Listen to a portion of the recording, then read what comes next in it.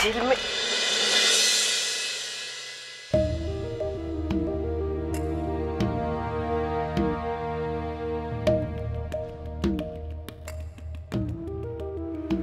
ঝিলমিল, তুমি একটু বেরোবো।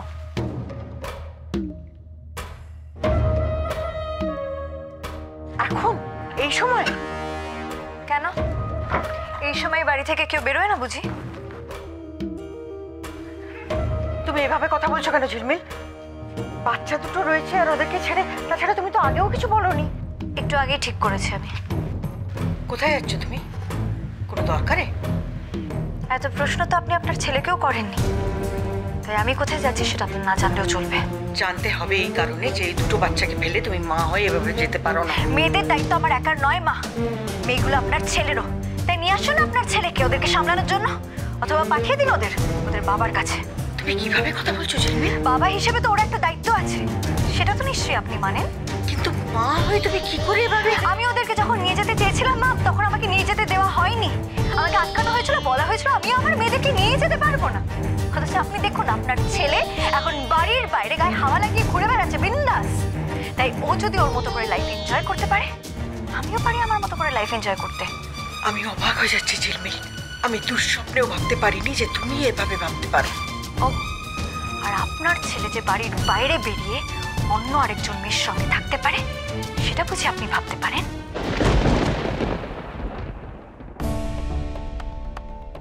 আমি অনেক ভেবে নিয়েছি, নিজেকে অনেকটা পাল্টেছিলাম, কিন্তু কি লাভ হয়েছে? কিছুই তো হয়নি। তাই অভ্র ওর মতো থাকুক আর আমি আমার মতো থাকবো। আমি একটা কথা বলি, তোর জ্ঞান শোনার সময় বা ইচ্ছে কোনোটাই আমার নেই। ভাই যে ভুলটা করেছে, দয়া করে তুমি সেই ভুলটা করো না। মাথা ঠিক নেই ওর, নয়তো এত রাতে বাচ্চা দুটোকে ফেলেও। জাহান্নামে যাচ্ছি আমি জাহান্নামে যাচ্ছি। হয়েছে আপনাদের? শান্তি হয়েছে? তুমি ভাইয়ের উপর অভিমান করে নিজেকে আমাদের সবাইকে কষ্ট দিচ্ছ। ভাই এমনটা করো না দিদি ভাই। তোর ভাইকে নিয়ে আমার কোনো মাথা ব্যথা নেই কোনো। আমি জানি কতটা মাথা ব্যথা আছে। তোমরা দুজনে দুজনের থেকে মুখ ফিরিয়ে নিলে বাচ্চা দুটো কি হবে একবার ভাবো তো। ওদেরকে সামলানোর দায়িত্ব আমার একার নয়। দিদি ভাই একটু ধৈর্য ধরো, ভাই ঠিক ফিরে আসবে। তুমি দেখতে ওদের সবার কি হয়েছে? তোরা সবাই একই কথা কেন বলে যাচ্ছিস? ওর মাথা ঠান্ডা হলে না কেউ ফিরে আসবে? কে?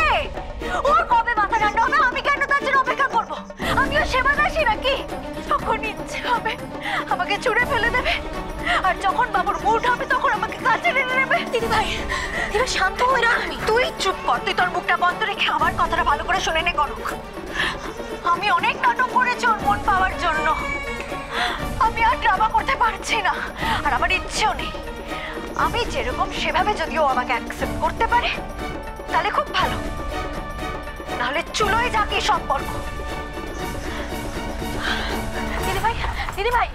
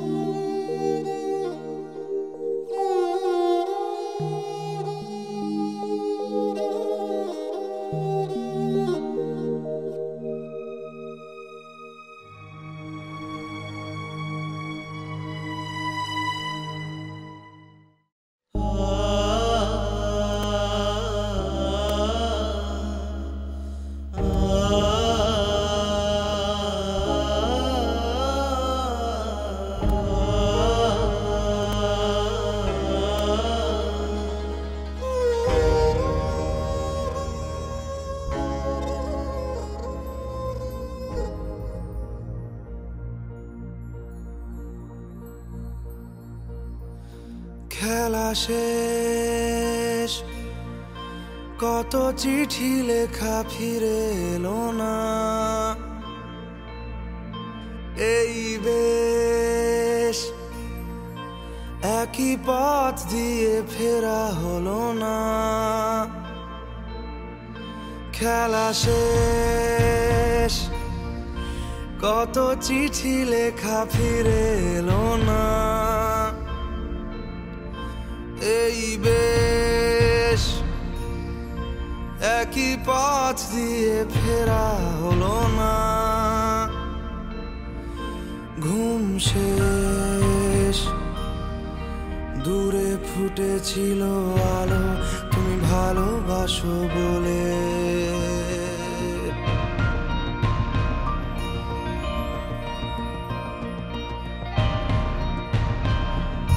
ঢেউ নেই, স্রোত নেই, গতি নেই, থেমে গেলে ক্ষতি নেই, কণ্ঠে আকুতি নেই, আগুনের তাপে রোদ পড়ে পিঠ ঠোঁটে হাসি টেনে যে তুমি ঘুরে তাকাতে।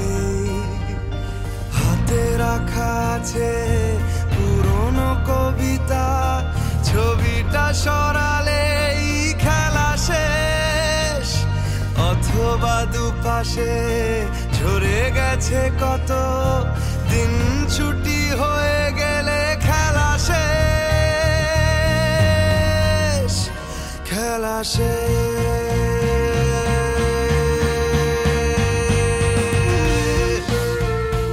এমন ভালোবাসা পেয়েও হেলায় হারালো ঝিলমিল। হয়তো ওর মতো মেয়ে বলেই এটা পারলো। একবারও খোঁজ নিল না কোথায় গেল। কোনো চিন্তা নেই ওর অভ্রর জন্য।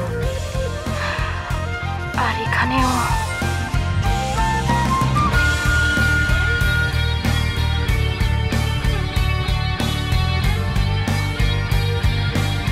ও হলো অরুণেশ চ্যাটার্জির ভাই।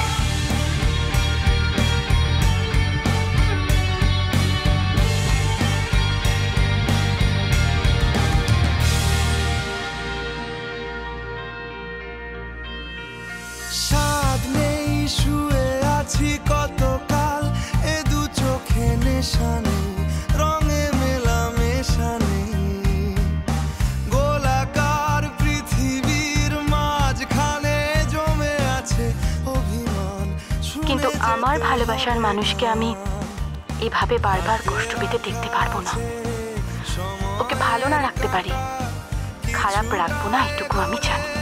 খেলা শেষ, মনে আছে কত লুকিয়ে রেখেছি, ছুঁয়ে থাকা ফুরলেই খেলা শেষ, খেলা শেষ। কত চিঠি লেখা ফিরে এলো না, এই বেশ একই পথ দিয়ে ফেরা হলো না, ঘুম শেষ দূরে ফুটেছিল আলো তুমি ভালোবাসো বলে। খেলা শেষ, খেলা শেষ,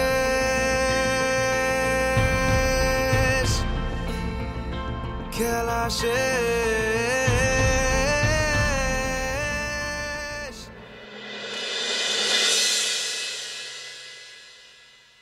আমি একটা জিনিস বুঝতে পারছি না, অভ্রকে নিয়ে এত কিছু ঘটে গেল, আমি বরুণের সাথে কথা পর্যন্ত বললাম, ও আমাকে কিচ্ছু বললো না। এখানে বলার কি আছে পিসিমণি? তাই বলে আমাকে জানাবে না? অভ্র এই বাড়ি ছেড়ে চলে গেল, তো আবার ওই বৃষ্টির টিচার নিকিতার সাথে। তুমি এখানে বসে হাঁ করে কি শুনছো? ডাং আমার কাছে যাও, যাও। এই বইগুলো যে সরস্বতী ঠাকুরের পায়ে ছোঁয়াবো বলে এনেছিলাম, এগুলো কোথায় রাখবো? বৃষ্টি, তুমি এখন এগুলো তোমার কাছে রাখো, যখন পুজো হবে তার আগে রেখে দিও, কেমন? যাও যাও। এই বাড়িতে আসি একটুখানি ভালো লাগে বলে, আর এখানে তো একটার পর একটা ঘটনা ঘটেই যাচ্ছে, শেষই হচ্ছে না। ছোট বৌদি কি বলছে? অভ্রকে ফিরিয়ে আনার কোনো ব্যবস্থা করা হয়েছে? দেখো, ছোট মা বলছে যে ছোটদা ভাইয়ের টাইম দরকার, আর ছোট মেয়েটা বিশ্বাস করে ছোটদা ভাই ভুল কিছু করতেই পারে না।